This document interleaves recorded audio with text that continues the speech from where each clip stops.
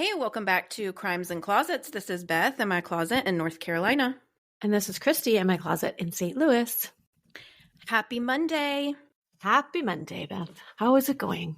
Everything is good. This is not a trick episode. Just about as though I wanted to tell people because holy moly, the fun that was had. Oh my gosh. I think we were worried at first that maybe people would be mad because it was like a 50-minute episode.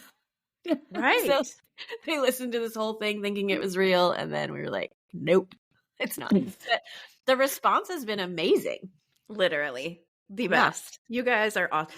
This is how we know that the people that listen to us are our people because they got it. They were like, well done. Like, yeah. Because we thought it was hilarious. Oh. So we knew that we were afraid that some of you guys would be like, I can't believe they did this. Screw them. Right. Exactly. Nobody was. Nope. Not at least not that they said to us. The people who true. commented were like, oh my gosh, you got us. I think some of my favorite ones were the people who were writing us privately and like as they were listening and like not realizing it. And they're like, oh my gosh, you guys need to go on TV and blah, blah, blah. Or like call the cops. Like, what are you doing? And then they were like, oh my gosh, guys. Those were the absolute best. Yes. And one person wrote and was like, I forget what she said. Something like, is this for real? Mm-hmm. And then we wrote back, did you finish the episode? Mm-hmm. And she was like, no, not yet. And we were like, oh, well. I don't think she's even written back yet. So I don't think if she even, and maybe she's mad. Yeah. Maybe. And Daryl started following us, and so I was screenshotting comments because he was curious what people thought and sending it to him. But then he joined and commented in there too. Who knows? He'll probably like stop following us at some point, but he just wanted to see those comments. So, and we got him a gift too to like thank him for putting the episode together and like coming on, and it's really good. I don't feel like I can say because if he listens and he doesn't have it yet. Well, yeah, and his wife definitely listens. So, okay, yeah. But you know what? I'm going to give it to him. I don't know if I'll have time today, but this weekend for sure. And, but I'm going to take a picture of it first so that we can post it on socials. Okay. After he receives it. Yeah, that's a good idea. Also, it's your birthday, a day of recording. Yes. Yeah, if you guys didn't see the post on Instagram that I'm getting ready to do, then go wish her a late happy birthday. What are you doing today? I already know, but it's a cute going to a brunch like party / situation this morning in a celebration for Cardinals home opener. And then I'm going to the home opener with my friend and the Clydesdales. That's what I was going to say. I wanted you to tell what happens. Yeah, the Clydesdales, the Budweiser Clydesdales ride around the stadium on opening day. So I don't even really care. I mean, I do care about the Cardinals. I watch them. I enjoy them. But I really don't care about the game today. Like, it's all about seeing the Clydesdale. So I better be there at 2:30 when they run around the stadium. Mm-hmm. So anyway, so I'm excited about that. It's fun. Yeah, and then your family is making you dinner. Yes. And I bought creme brulee for dessert. Yes. So I saw it at the store the other day and I was like, this is what I want. I love it. Well, I hope you have a fantastic, well-deserved day. Thank you. And I have another milestone, which is the day that this episode drops. So on April 8th. Mm-hmm. It is my 20-year cancer-free anniversary. Whoop, whoop. So, I feel like that's pretty big. It's 20 years. Huge. Just had a colonoscopy, so I know that other areas are fine too. I know. All right on your, like, such a great gift right on your, like, week of your birthday. And all that. You know, that would have really been sucky if something else came out of that. Oh, gosh, don't say that. But anyway, it didn't, and it's fine. And today is 20 years cancer-free. And so this year, Beth is joining me. She's going to be on my team. I am going to ride and pedal the cause, which is a bike ride here in St. Louis that they do for cancer, like to raise money for cancer research. And my husband has been on the board and doing the event for like several years now. And it raises quite a bit of money for like as new of an event as it is. And so, because last year it was like $500 and something thousand or something. It's right? amazing. That's what they raised. So stay tuned for that because that's in September, but I'm going to make my team. And like I said, Beth is going to come and ride with me, and Kelly, you all know Kelly. Kelly's going to come ride. Yeah. A couple other people are going to ride with me and join my team. So, and there are ways to do it virtually, people. So stay tuned. Yeah, you could join the team virtually. Yeah, you could do it on like a spin bike. I think they do like one like that, or I'm sure you could just ride around your neighborhood. I don't know. Yeah. But I'll post some stuff on it as it gets a little bit closer because also I'll be fundraising. So if you can't join physically, then maybe you might want to join us in that way by supporting the cause. So is it, do you have a fun name for it?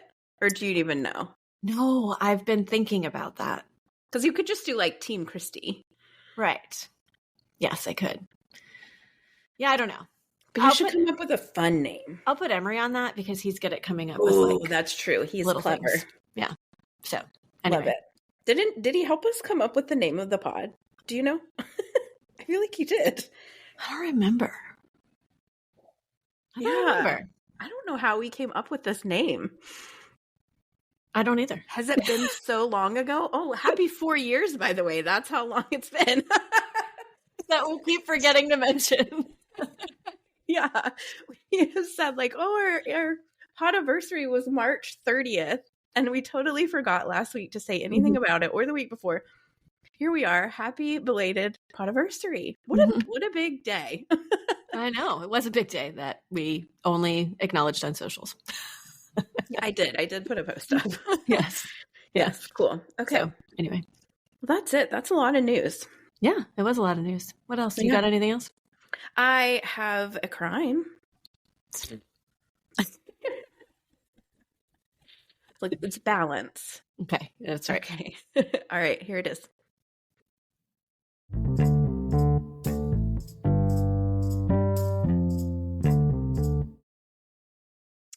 Okay, my friend. On this Monday, we have another suggestion from our Aussie listener, Trish. Oh. Do you remember Trish? That's a British accent. Isn't that didn't we go through this already last time? Yes. Because didn't she have the one that I just did, like last week or whatever? Because she sent in two at the same time, I think. Yes. Yeah. What was the name? Was it Glennie? What's her name? Yes, Glennis. Oh, so a couple of weeks. Oh, wait. Yeah. No, when is it? Last month. It was last month. Yes, a couple weeks ago. Yeah. Okay. Yeah. Mm-hmm. Okay, so yes, same Trish. She sent in two cases. You got one, I got one, and they're both doozies. So we are going down under to a small town called Stirling, Australia. Oh. Okay, so this is in South Australia. Okay. And it is a few miles, maybe like 10 or so miles outside of Adelaide, which is the capital city of South Australia. Okay. So Stirling, however, only has a population of about 2,500 people. Huh. So it's very, very small, quaint. It looks beautiful, and it's on the coast. Mm-hmm. And Wasn't mine close to the coast? Or no, that was a South African one, I think. Anyway, go on. Yeah, no, this one is like on the water, and it just really looks so pretty. And I looked at all these pictures of the town, and the people look so happy, and I just kept thinking, I hope they don't have that spider rain that I have heard about. It's like real scary to me every time. Oh, Trish, tell us about that sometime, please. Thank you. Is that a real thing? Okay. Is it a myth? We need to know. I hope it is. Okay, so to my knowledge, this is not a very well-known case over here in the U.S. of A, but it should be. Okay. So I'm very grateful to Trish for bringing it to our closet. Okay. So this is the case of Carly Ryan. Okay. Carly Ryan was born on January 31st of 1992 to her mother, Sonia Ryan. So I could not find her father's name reported anywhere. I don't know why, but I did find out that he passed away when Carly was only 5. Okay. So, and she had a younger brother as well. So Carly's mom raised her and her brother as a single parent, and the two of them, like Carly and her mom, were extremely close. Sonia was pretty young when she had Carly. I think she was only like 19 or 20. And so it was kind of one of those like where they grew up together. They told each other everything. They went everywhere together, had a very open, very sweet relationship from what I can tell. Carly is described as being an amazing young lady. She was compassionate, loving, and very sensitive. Everyone said that people just naturally gravitated towards her. So she seems great. Yeah. As a young teenager in the mid-2000s, Carly began spending some time online on the old interweb. And during this time, which is wild to think about, there was no TikTok, no Snapchat, no Instagram, no Twitter, and Facebook was in its infancy. But do you know what was taking social media by storm in the mid-2000s? MySpace. MySpace, baby. Life was so much simpler then. Back in MySpace in your top 8? Yeah. Yeah, you totally judged if like, oh, I'm in so-and-so's top 8, or she kicked me out of her top 8. What the heck? Yeah. Okay. I tried to find our MySpaces, by the way. Oh, you did? We talked totally about this. did. I actually really did spend a bit of time, and I think they must have been deleted. You because think so? I couldn't find you or me, but I looked. Because I was like, I want to know who's in Christy's top 8. No, I want to know who's in my top 8. The website still exists, though, right? It does. Oh, yeah. Oh, okay. Absolutely. Yes, definitely. Okay. I couldn't find him, sadly. Okay. So in 2006, 14-year-old Carly had herself a MySpace page, and she would use it to connect with people. Her and her mom and brother, they shared a computer in the kitchen of the family home, which is also funny to think about, like the shared computer. Yeah, I know. Yeah. We all have our own laptops and just walk around with them now, but it was very different back then. So it was on MySpace that Carly met a boy named Brandon Kane. Okay. Brandon was 18 years old. He was actually born in Texas, but had moved to Melbourne at some point during his life. Move. Texas. Yeah, so Melbourne's in Victoria, which is kind of like a neighboring what do they call them there? States. Oh, yeah. They're not states, but my case, the lady was found in Victoria. They lived on the border of that and the other. Yeah. Okay. Yeah. So anyway, we've been in Melbourne before for a case actually too. Okay. So Brandon was actually online friends with some of Carly's friends. And so that's how they kind of connected. And the two of them began chatting because they had very similar interests in like music and writing and poetry and things like that. So Brandon was like an emo kid, which was a really popular thing during the mid 2000s. It was like a whole vibe. It was just, the dark makeup, spiky hair, very like into thoughts and philosophies and things like that. Right. So Carly and Brandon became pretty close, and they chatted back and forth almost every day. They would chat on MySpace. They would use Instant Messenger. Oh my gosh. I know. I think that's hilarious too. You've got mail. And like every now and then they would talk on the phone, but like not very often. Most of it was just like online communication. And Carly's mom, like she was in the kitchen. Right. So she was right there. She would often look over her shoulder, read chats and messages, and all of them were pretty innocent. Like they would chat about their friends and what they were up to in school and music, like normal stuff, no red flags whatsoever. Okay. On a few occasions, like I said, they would speak on the phone. And every now and then when they were talking on the phone, Brandon would talk to Carly's mom. Okay. Like, hey, Mrs. Ryan, how are you today? Whatever. And he also would let Carly speak to his father, whose name was Shane. So they were actually getting to know each other's families as well. And their relationship continued to progress. And eventually both Brandon and Carly started having romantic feelings for each other. And so their conversations kind of started to lead that way. Like, I think you're so beautiful, I love your mind, all that kind of stuff.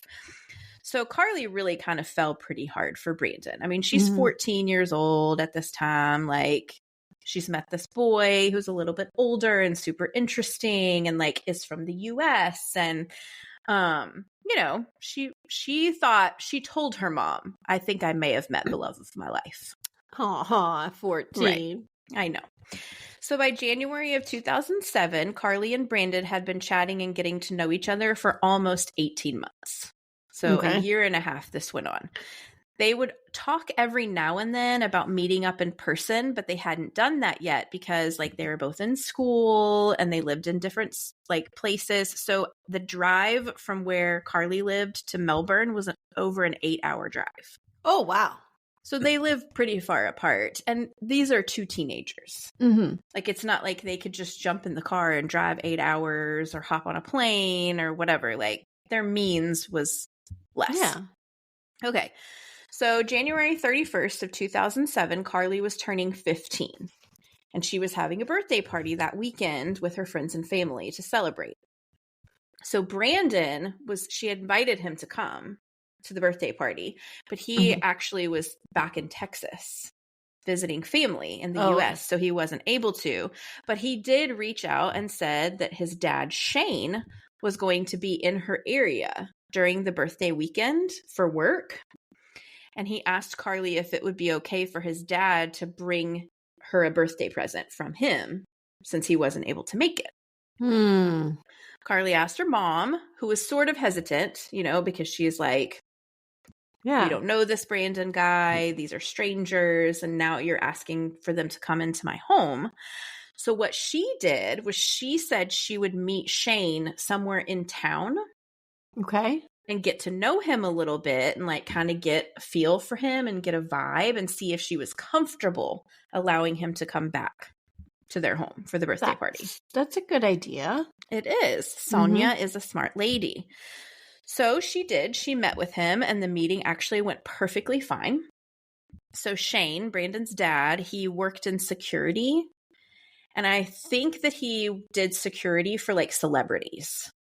So more like a bodyguard kind of situation. Okay. And he was wearing a security uniform when he met with her because he was there for work. She actually asked him for some identification even to prove that he really was who he said he was. He had a security badge. His name was on it, company name, all that stuff. Wow. Good on you, Mom, in 2006 or whatever it was. For real. Exactly. 2007.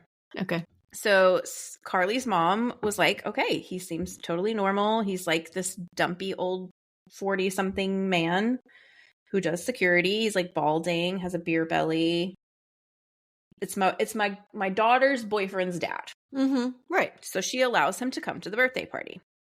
So he gave Carly some presents from Brandon, which Carly loved. So it's like band t-shirts, you know, normal teenage stuff. And during the party, Carly's mom kind of started to notice that she was getting like kind of a bad vibe from Shane. So things kind of went differently once he was introduced to Carly. So instead of like sitting around and talking with the other parents and the adults at the party, Shane was like hanging out with Carly and her friends who were young teenage kids, right? And when he wasn't talking to Carly, Mom noticed that he would like stare at her, like kind of watch what she was doing, pay attention who she was talking to. Like it started to creep her out, right? So she had her eye on him. Towards the end of the party, Carly's mom went into her room to talk to her, and Shane was in her room with her, and they were both on the bed. What? Nope. Not okay. Yeah. There's nothing okay about that. That is like very inappropriate. You shouldn't be in her bedroom. Definitely shouldn't be in the bed. Like, time for you to go, Betty. I mean, like, I don't even know that I would be like comfortable. Like, I mean, I don't know. I think about this, like being like Emery being in Olivia's room, sitting on her bed. Like, just because I don't know. It's just weird. Like, you don't have any business in there. No, like, fine if you're going to go show me where your room is, blah, blah, blah. Okay, it's cool, cute, bye. I'll stand in the doorway, yeah. Yeah, I don't know. It's just, no. I don't know. It's just weird. I agree. There's boundaries, and that was one, and he crossed it, and I agree. Yeah. Okay, so she tells him to leave. She was like, you're all done here, Shane. You need to get your stuff, get out of my house, like, party's over, bye-bye. So at first, Carly was upset at her mom because she was kicking her boyfriend's dad out of their house, and she was worried that it was going to affect her relationship with Brandon, who, remember, she's never met. Yeah. So things are not solidified as far as their relationship goes. And she really loved him. So she was like, oh, Mom, please don't do this. You're making a big deal out of nothing. Like, everything's fine. Nothing was going on. Blah, blah, blah. But Carly's mom was like, no, I don't care. I have a vibe. He is creeping me out and he needs to get out of my house. Like, I'm done. It's my job to protect you. And she listened to her gut. So apparently, whenever she sent Shane packing back to Melbourne, he was less than gracious about the situation and kind of threw a fit, you know, like stomped around the house and grabbed his stuff and was slamming things and saying, like, you know, under his breath, like, he wasn't great about it, which just confirmed to Carly's mom that something was weird about him. Like, she was like, how do you not understand that I did not like you on my daughter's bed, sir? Right. Grown man, sir. So after Shane left, Carly then sat down with her mom, and her mom explained, like, this is the things I've been seeing. He was watching you. He was kind of like not interacting with the grown-ups, more so you. And at some point, something clicked in Carly's mind, and she was like, okay, I get it. I understand. And then she actually opened up that Shane had kind of creeped her out as well, and said that he had tried to, like, grab the buckle of her pants, like almost like he was going to unbuckle it at one point during the party. And he would, like, walk up to her and kind of lift her shirt up and, like, pretend like it was an accident. So he's a predator, in my opinion. Like, these are inappropriate sexual advances towards Carly. Yes. I think. I mean, agreed. I don't think they actually are. Okay. So Carly's mom, when she finds this out, she was furious, obviously. And she wrote Shane an email and told him that Carly had opened up to her about this, like, inappropriate behavior, and said that if he ever contacted Carly again, she would report him to the police. Okay. So she was like, you leave my daughter alone forever, or I'm reporting you. Apparently, Shane responded that Carly was lying and, like, kind of made some, like, vague threats, like, towards Carly, you know, like, you can't report lies about me. Like, don't think that I'm not going to, you know, retaliate, whatever. I don't know. Now he knows where they live. 100%. Yeah. But Carly's mom was like, forget it, whatever. He's out of our life. He's a piece of crap. Okay. So obviously Carly was pretty upset that all this had gone down with her boyfriend's dad. I mean, you know, they had tried to get to know each other's family. She was worried it would cause a rift between her and Brandon, but it didn't. They actually kept talking. They kept communicating, and they were pretty determined at this point to, like, meet in person. Like, okay, I've met your dad. That didn't go great. We need to meet. Let's see how that goes. They definitely knew that Carly's mom was not ever going to let her go to Melbourne because Brandon's dad was there and would be around. And she was like, you need to stay away from my daughter. So they kind of started to try to, like, save money and figure out how they could get Brandon to Stirling so the two of them could meet up. Okay. So meanwhile, while all that's going on Monday, February 19th of 2007, so Carly's 15 at this point, it was a normal summer day, which totally threw me because, like, in February in Australia is summertime. Oh, man. Yeah. And fun fact, even about that, Trish, whenever I was communicating with her about this case, she was like, I hope you guys are braving the cold. It's dead of summer over here. I was like, that's so funny because I just put that in my notes. It's weird to me that it's summer in February. But anyway, it was. Yeah. So she made plans that day to take the bus into Adelaide and meet with some of her friends at the mall and do some shopping. Very normal 15-year-old behavior. Yeah. I did it a million times. So this was extremely common for Carly and her friends to do. There wasn't, like, anything for them to do in Stirling because it was such a small town. So they would often go into, like, the big city, you know, going into the city, going shopping, hanging out. And after shopping, Carly was going to be spending the night with one of her friends. Okay. Was she really? We'll get there. Okay. I mean, yeah, it's a happy, fun summer day. What do you mean? Right. Okay. I'm sorry. What else are we doing here? thoughts about this, and that's the first one I've mentioned. Mm-hmm. I'm sure your flags are flying. Yeah. Okay. So Carly packed an overnight bag and got dressed and left her house around 4:00 that afternoon, planning to see her mom the next day after her sleepover. She was just going to take the bus back home. Mm-hmm. As she was leaving, she stopped at the door, and she actually ended up giving her mom 4 big hugs because she was just like, I love you so much. I love you so much. Right. Super sweet. And she went skipping out the door and yelled, love you, Mom. Aw, Mom.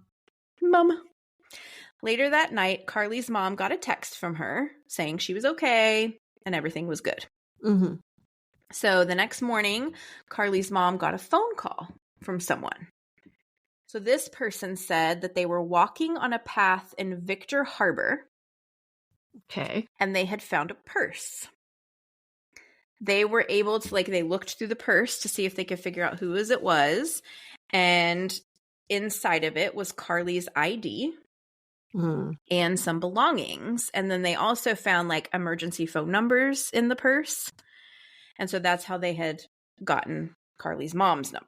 Mm-hmm. Mm-hmm. So, or there was something in there that said home number, mom's number, or whatever. So they called the number. It was Carly's mom. So immediately Carly's mom went into panic mode because the town where Carly's purse was found was nowhere near the mall in Adelaide or the friend's house that Carly was supposed to be staying with. Right. So Carly's mom tried to call her, but her phone was turned off, which again was a huge panic for her. So she called the friends that Carly was supposed to have been with at the mall the day before, and then the friend that she was supposed to stay overnight with, and she learned that they hadn't seen Carly, and they had no plans to meet up with her at the mall or to have a sleepover. So Carly's mom called the police and reported her daughter missing. Okay.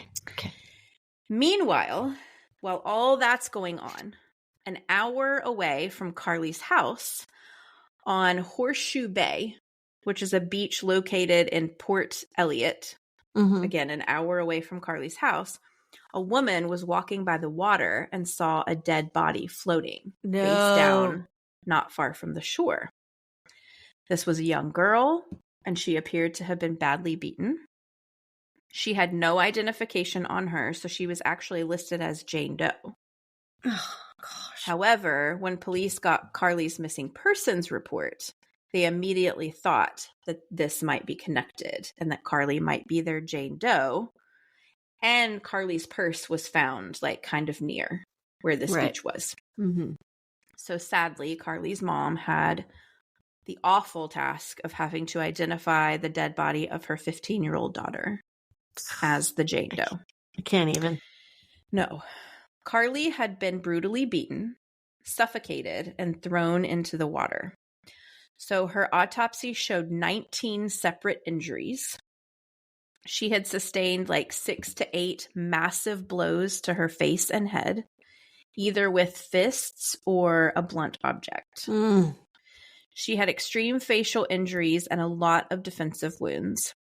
The medical examiner also found beach sand in Carly's throat, which indicated that her face had been pushed into the sand and she was suffocated that way, which is so horrifically awful. I can't even imagine. So the cause of her death was listed as a combination of facial trauma and suffocation.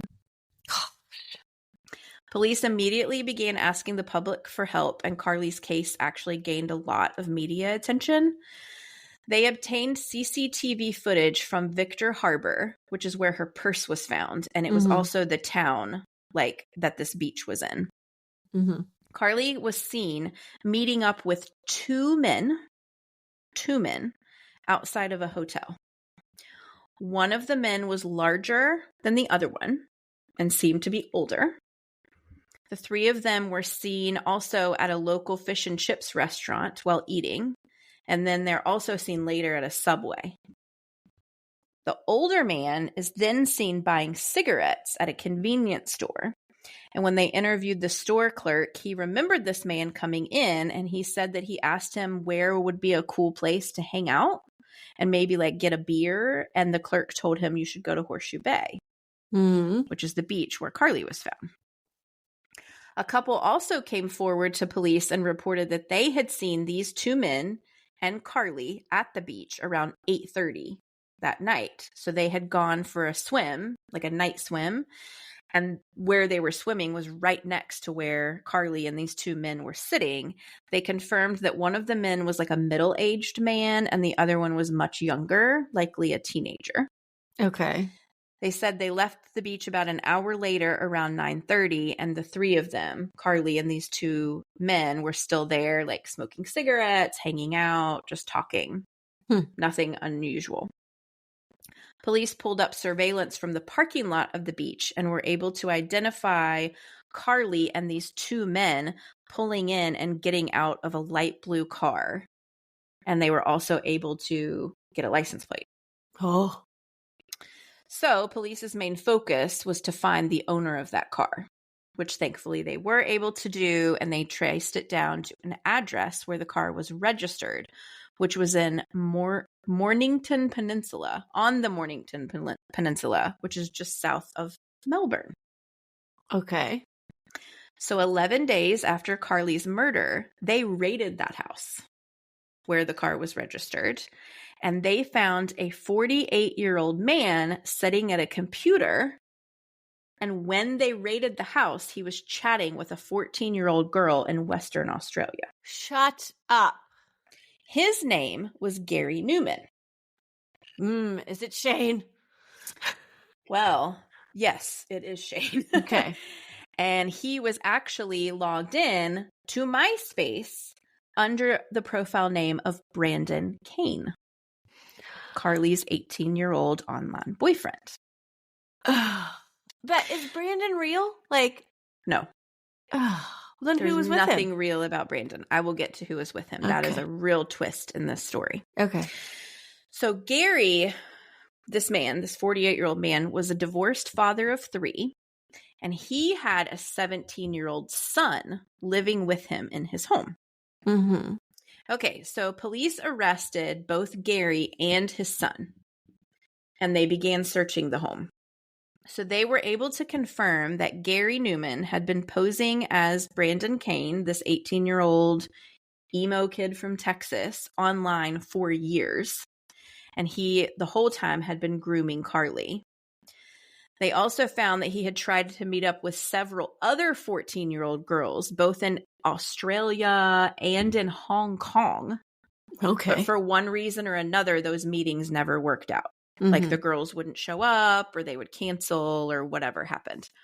So it was like he would just kind of go to the next one. Like, okay, I'm going to groom this girl, try to meet up with her. That doesn't work out. I'm going to go to the next one. He actually had also been grooming some of Carly's friends, but they were not interested in his advances, because remember I said that Brandon Kane, in quotes, was friends with some of Carly's friends on MySpace. Right. Mm-hmm. So when it didn't work out with her friends, they were like, oh, who's this girl that this person's friends with? Let me message her. Sick. So sick. Mm-hmm. Gary also had a fake MySpace profile for a man named Shane, who was posing as Brandon Kane's dad. Which, his name was Shane Kane. Yeah, that's kind of like dumb. That's the name you make up for yourself? That right there tells you are stupid. You are dumb, Gary. Okay. Police found a notebook where Gary had written down over 200 fake online personalities. So he had documentation of their names and ages, and then the name and ages of the minor girls that he was communicating with, just to keep track of it all. He had his he had a predator journal. It's like his little black book. Seriously, of deviance and disgustingness. Yeah, hashtag that. Investigators were flabbergasted at the sophistication of his online predatory grooming and everything that this man was doing. They were like, this is unbelievable. This is an absolute organization to go after these young girls. Yeah. This is just so crazy. So they also found discs with thousands of photos of child pornography in his home. So he is a pedophile. He's a POS. Yes, he is. So Gary told police that he thought of Carly like a daughter figure, and he had no sexual feelings towards her, and he cared for her a lot. And he claimed to have been very distressed when he learned that she had been murdered.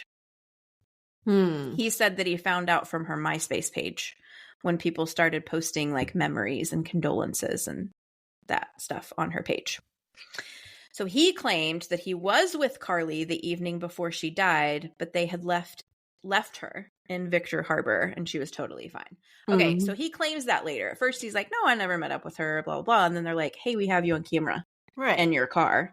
And so then he's like, well, yeah, but she was fine when I left. She went to the beach. That's normal for a 48-year-old man. Okay, Gary. Okay. No.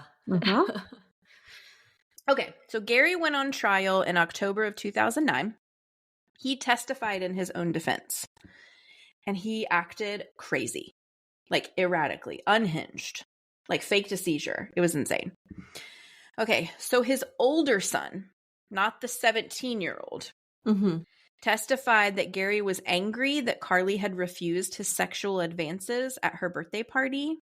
And then when Carly's mom had banished Gary, Shane, aka, from communicating with Carly, he became even more enraged. And he said to his son, the one that's testifying, that he was going to go to Stirling and fix Carly up. Okay, so the son was like, I don't know what that means. Yeah, I was just going to say, is that a saying in Australia? Maybe. I don't know. I should have Googled that, actually. I didn't even think of it. Yeah. Okay. So he was like, okay, Dad, like, I don't even know what you're talking about. Why are you talking to a kid? Why are you sexually advancing yourself on her? Whatever, you're gross. Okay. And the fact that you're admitting this to your own son, that you tried to like seduce a 14-year-old, like, 15. Seriously, something's wrong with you in the head. Yeah. Obviously. Yeah. Okay, so the 17-year-old son who is living with him, he also testified. I'm going to tell you about him. I know you're like, why is she not talking about this? I'm going to tell you about him, I swear. It's really weird. Okay. So he testified as well that he had not participated in the online grooming of Carly under Brandon Kane's profile, but this is very heavily speculated against because why was he there? Like with them when they met, and like she talked on the phone to this alleged Brandon person, so like, and his dad, so they clearly have two different voices, so we don't really know. So his son, Gary's son, the 17-year-old, testified that his dad had asked him to go with him to meet Carly and like pose as this Brandon Kane person because he knew that Carly wouldn't just go with him. And because she was creeped out by him, and that Gary, like posing as Brandon, had told Carly that his dad, Shane, was just going to give him a ride, but wouldn't be hanging out with him. So Brandon had reached out to her and said, like, listen, my dad has to bring me. It's 8 hours. I can't come by myself, but he's not going to hang out. So that's why Carly had agreed to go meet up with him. And she told her mom that she was meeting friends because she didn't think she would approve. And when she got there, she was upset that Brandon's dad was there. So this kid said that when they got to the beach and they were hanging out, Gary made advances on Carly that she refuted. And Gary got angry and beat her up and shoved her face in the sand and then threw her in the water. And that he was just there and witnessed it and was terrified. Oh my gosh. So he did report, he said, I didn't do anything to have anything to do with the murder or like this grooming or anything like that. I didn't know that was going to happen. But he did admit to not reporting it to anyone and to like helping his dad like discard Carly's purse. And then they also sent a text from Carly's phone to her mom that said, everything is okay. I'm good. So, okay. It also came out during the trial that sand and shells on the shoes of both Gary and his son matched the organic material that was found on the beach where Carly's body was found. Okay. They also found a like tip of a latex glove on the beach that had both Gary and Carly's DNA on it. Oh, like so just a piece of one when you say a tip? It was like the fingertip. Okay. Of a glove. So that would indicate premeditation to a murder, because why are you bringing latex gloves to a beach? That makes no sense. And it's also the only forensic evidence to link Gary to the actual murder. Right, because both their DNA is on it, Mhm. victim and Correct. predator. Yeah, And also the sand too is forensic. And but the sand matched his son, so we know he was on the beach. Plus, we saw him on the beach, but there was nothing that linked the son to the murder. Okay, so the reason why, so he was charged with murder and manslaughter, and was actually acquitted of Gary? both of those charges. No, the Or son, the son. Okay. 17-year-old son. So because he was a minor, Australia's laws, the way that they work, he can never be named publicly. Oh. So we don't know anything about him. He's not spoken about in the media or newspaper articles or documentaries or anything at all. So it's like illegal to mention him. Okay. However, I did see in one source that he was acquitted of this, right? So he's a minor. He was acquitted. So they ruled you can't talk about him. You can't say his name. He can't be implicated. But I did read in a source that later on, he went on to commit other sexual acts of violence. Great. So, but I couldn't confirm it because I don't know his name. Right. I could see that law being beneficial for someone who truly was not part of it, like got caught up in, like mixed up in something, went on trial, was acquitted. And so like, rather than like totally ruin the life of somebody who literally didn't do anything. I just don't believe he didn't do anything, though. No, I know. I'm not saying that. I'm saying like that law seems like it's good for that kind of case, like where you're like, well, this person really didn't do anything. And so let's not ruin his life by having his name plastered on all the papers and being linked to this. But like, if you think somebody actually did it, sucks. Right. And something else that annoys me about it, too, is like, why did they not try? Okay, so he was acquitted of murder and manslaughter. Which I can see that. There was no forensic evidence. He said he was there. He didn't know it was going to happen. Okay. Why wasn't he charged with other stuff? Right. Yeah. Like second-degree murder or obstruction. Yeah. Or something else. Like. Yeah. But he wasn't. I don't know why. Accessory after the fact or whatever. Yeah, exactly. That's exactly right. Okay, but he never was. So we don't know who he is. So there was so much online communication and fake names and fake profiles that the trial ended up lasting for 3 months, Gary's trial. In January of 2010, Gary was found guilty of first-degree murder and was sentenced to life in prison without the possibility of parole for 29 years. So he will first be eligible for parole in 2039, and he would be 80 at that time.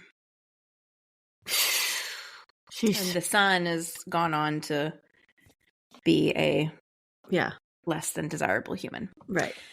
Okay, so Carly Ryan was the first person in Australian history to be murdered by an online predator. Wow. Yeah. The first. First ever. Carly's mom, Sonia, set up the Carly Ryan Foundation. So this is a not-for-profit that promotes internet safety and awareness. It's still in existence. I will link it. Statistics in Australia show that 25% of teenagers are contacted at some point online by a stranger. See? 25%, dude. That's a lot. That's 1 in 4 kids are talking to strangers online. Yeah. Carly's mom also helped create an app called Threads. So this would actually allow for a person to push a button on their phone and release their location and release tracking details to like chosen emergency contacts. So like we can do that, but we go into our phones and hit like share my location and pick the people that we want to share it with. This would just be push a button and it would do it immediately. Well, you know you can do that by like pushing your home button like 3 times. Oh, I did actually know that. Yes. Or something. One of those buttons that you have to like set it up and designate who it would go to, but same process. Yes, we've definitely emergency contacted your mom before. Oh my gosh, I'm just remembering that now. Okay. Anyway, it's a whole another story. Okay. So, but this is back now we have these capabilities, but I'm talking like 2007 era. She's like working on this. Like if Carly could have alerted me and told me where she was and that she was uncomfortable and in danger and that this creepy Shane man showed up, Mm-hmm. could she have gotten there and could it have saved her? So Carly was cremated and her ashes were given to her mom. Carly's mom and the foundation also helped pass Carly's Law in Australia. So this law states that any online person that targets or plans to use their online persona to harm or like engage in sexual activity or inappropriate activity with a minor can be prosecuted. So this wasn't a law back in 2007 because we just didn't know about this kind of stuff, Right, like this online predatory stuff. So her mom like paved the way for that to become a thing. The law has been beefed up several times. Like, so now it basically says that anyone who lies about their age online to a minor can be criminally charged for that too. So like you can't Is that just in Australia? Carly's Law is just in Australia. Yes. We have similar ones here in the US. And that one in Australia holds a prison term of up to 10 years. So like if you get online as a 50-year-old man and tell a 15-year-old girl that you're 15, you can go to jail for 10 years. Wow. Which is great. What about the opposite? What about a younger kid pretending to be older so they could get an account on social media? Oh, well, why are you asking, Christy? I know why you're asking. Okay. Yeah. I don't know about that. And also, I'm sure we have different laws in the US. Maybe we should Google. Well, I'm just saying like that's interesting. Like I get it. That's a great law. But yeah. Anyway. Yeah. Okay, so in 2013, Sonia Ryan, Carly's mom, was actually named Southern Australia's Person of the Year. Yes. Right. For all her hard work, outreach, and community awareness. She's won several awards since then as well. So like she's a freaking awesome person. She does speak publicly about Carly's story and the dangers of online activity, and she admits that both she and Carly were very naive to the dangers of all of that back in like 2006 and 2007. I mean, I would agree, but I would disagree. She was like, I mean, she should have never let that guy in the house. But like, well, she asked for identification. She did what she could. Absolutely. Probably more than a lot of people would have done, actually. Well, exactly. And I think that is why she fights so hard. Yeah. That this doesn't happen to someone else. Because she was like, listen, I did everything I knew to do. And it still wasn't enough. Yeah. So we need more awareness and more, like avenues to be able to prosecute these predators. She said publicly that she will never forgive Gary for grooming, luring, and murdering her daughter, and that she hopes he suffers and rots from the inside out. So Same. She is not forgiving Gary, period. So Carly's case is definitely super sad. It's very scary, but it really highlights that catfishing and grooming and online predatory behavior is extremely deceiving. It can happen to anyone. Even if you try your best, or anyone's kids. Yep. And it's important to talk about. So I appreciate Trish bringing this to our attention. And that is the case of Carly Ryan. Yes. Yes. Thank you, Trish, because Beth knows this, but I have had a tab on I'm looking at it right now, on my computer to do like a social media like awareness kind of episode with like stories like this for just like be aware. I mean, 1 in 4 kids. That means your kids probably all have at least 4 friends. One of them. I have 3 children of my own. You have 3 children. Yeah. So essentially 2, one of my kids and one of your kids. Yeah. Yep. Yeah.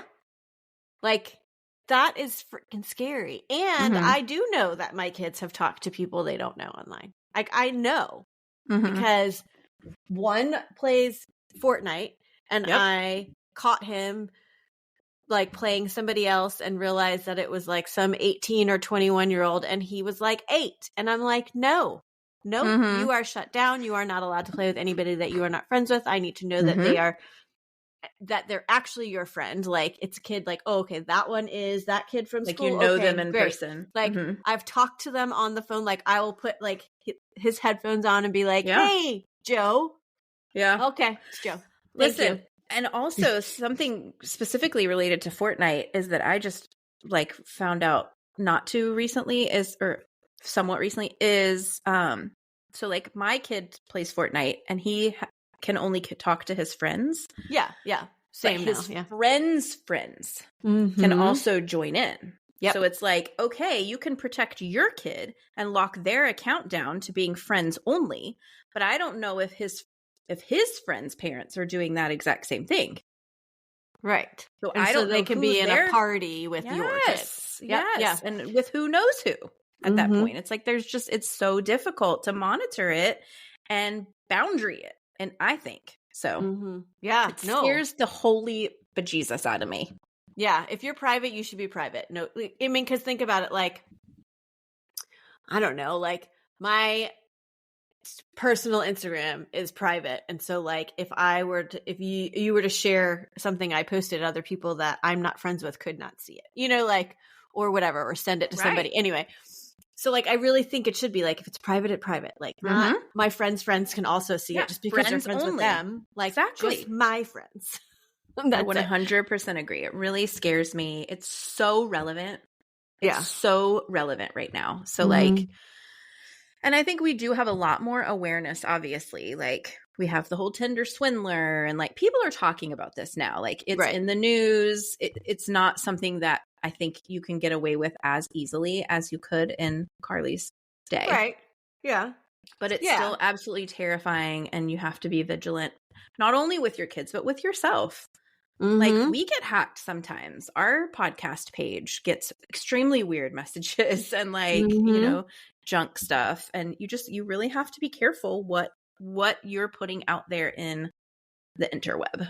Yeah, I agree. I mean, I even get on my husband because he's like all like not private in anything, totally public. And I'm like, dude, why do you do that?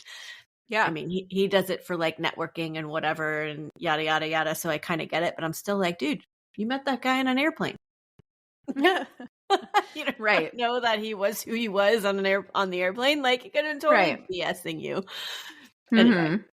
So whatever, like, but yeah, for sure. Like these kids, like that probably terrifies me more than anything else. Like literally, I'm not worried. Not that I'm not worried, but I don't overly like worry about my kid, my teenager that drives getting into an accident. Like, like I don't really worry about my little guy getting kidnapped in front of my house, but like that stuff like literally terrifies me. Yeah, because it's real. Yeah. Stay safe, y'all. Yes. Thanks, Trish, for sending us that one. Yep. Man, now I really want to go to Australia. I want to shake Trish's hand. I know. Yeah. She's awesome, by the way. She is like so sweet and supportive and just love you. Love you, Trish. Yeah. Yeah. Love you. Okay. Well, let us know. What you got for us? Got any stories? Anybody have an actual story about this that they want to like share? Have you been catfished? Ooh, come on our Patreon if you have. Ooh, yeah. We'll share it with like 40 people. Yeah. See, it's a lot less scary that way. Yeah. Do a poll too, maybe. Okay. People who are willing to share. Clearly, if they're willing to share, they're willing to share. But if not, it's totally fine. Totally understand that. So, because some people might not want to tell people that story. But anyway, yeah, let us know. We'll check out our social media for maybe possibility of like seeing how many of our listeners this happened to at some point, something like it. So anyway, come check us out next week for another great episode, as I know they will be. Gosh, we're so dang great.